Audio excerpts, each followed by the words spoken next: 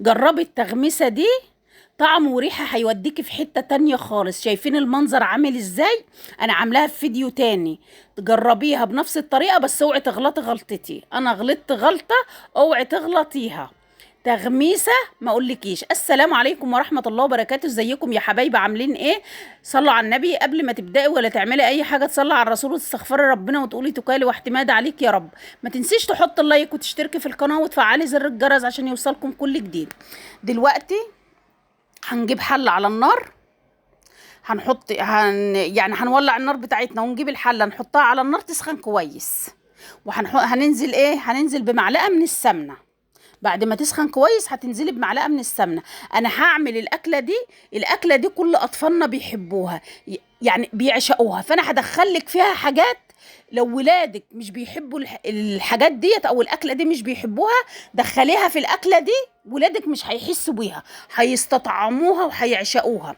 دي كبد وقوانص بتاعت فراخ، وعندي حوالي 4 أجنحة مع الكبد والقوانص بتاعت الفراخ. بس دي القوانص بس، كل ما اجيب فرخه اشيل الكبده والقناصه، وكان عندي ال4 أجنحة دول. طبعا السمنه سخنت كويس، نزلت بالقناصه ورحت نازله بالاجنحه زي ما انتوا شايفين كده.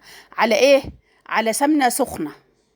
طبعا احنا مش هنقلبها كتير. انزلي بقى بالمعلقه دي، المعلقه دي جهنميه، معلقه عسل اسود. لو عندك عسل ابيض يا ريت، ما عندكيش خلاص انزلي بمعلقه العسل الاسود، وسيبيها بقى لما تاخد لون على الجنبين. ما تقلبهاش كتير عشان ما تنزلش ميتها واللحم ينشف، العيل ما يعرفش ياكلها. طبعا الحاجه اللي انا هحطها في المكون اللي انا هحطه فيها،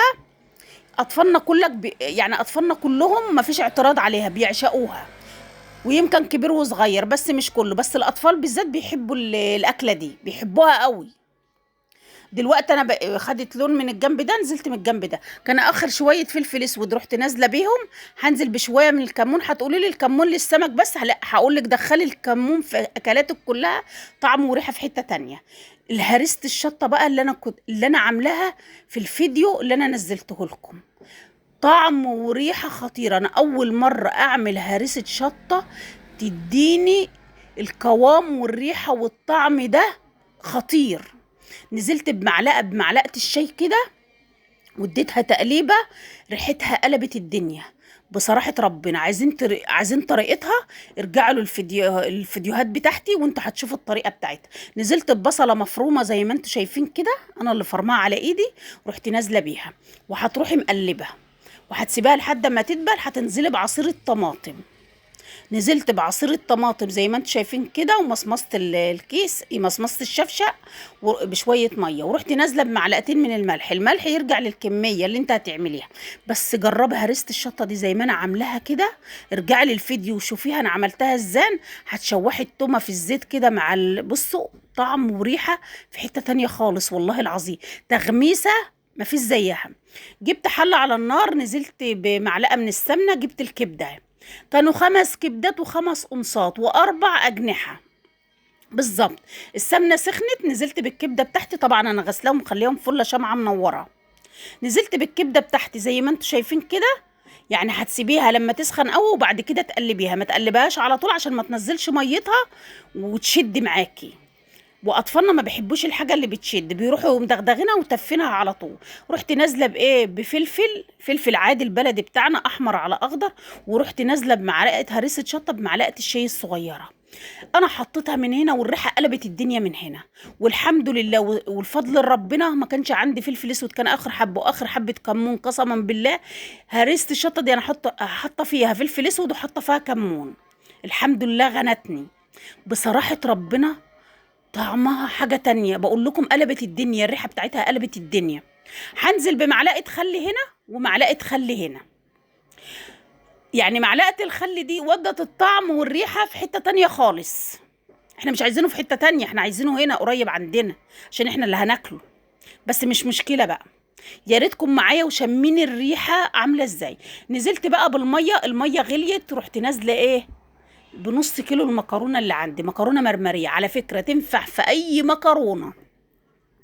اي مكرونه عندك اشتغلي بيها واعملي الاكله دي لاولادك. اظن اطفالنا ما فيش طفل ما بيحبش المكرونه، الاطفال كلها بتعشق حاجه اسمها مكرونه.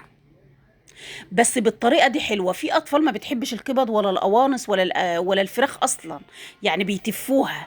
الطريقه دي يعني الفراخ جوسي والقناصه جوسي، فالعيل مش هيزور. فطبعا شربت من صلصه المكرونه، شربت من المكرونه، فادتها طعم تاني. والله والله ولادي كانوا عايزين تاني. ابني اللي كان بدغدغها لا مؤاخذه ويتفها كان عايز تاني، والله العظيم كان عايز تاني.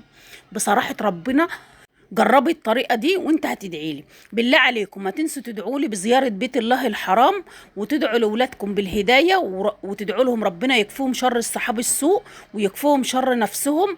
اللهم امين يا رب العالمين. واهم حاجة دعوتكم ليا بزيارة بيت الله الحرام ولكم المثل بإذن الله. بصوا بقى، أنا بقيت أخد حتة الكبدة وغمسها في التتبيلة دي في هريسة الشطة. بقول لكم طعمها حاجة تانية. عصرت عليها بقى ليمونة، اللي هي حاميه، كانت حاميه قوي. الملح مصر الحميان اللي فيها. وانت بتحط ملح في الاكل ده مع هريسه الشطه، خلي بالك عشان هريسه الشطه فيها ملح. الغلطه بقى اللي انا غلطتها ان انا سبت المكرونه بردت شويه. يعني ايه، المفروض كنت خدتها وفضيتها على طول، بس انا سبتها يعني حوالي همسه كده فشربت الصوص. فانا كنت عايزه انزلها فيها صوص. فانت ما تعملوش كده، انت اول ما تطفي عليها فضها على طول عشان الصوص ده حاجه تانية. فهي المكرونه شربته، بس كان طعمها خطير، طعمها حكايه. جربيها بنفس الطريقه هتدعي لي، والله العظيم والله العظيم قسما بالله كانت تحفه. انتوا شايفين المنظر عامل ازاي؟ المنظر يفتح النفس لوحده. وخدتلك بقى حته الجناح كده وغمستها، يا خراش، وتاكليها بقى ولا تاكليها بالعيش، حاجه تانية. بس انتوا ارجعوا للفيديوهات وانتوا هتشوفوها. والسلام عليكم ورحمه الله وبركاته.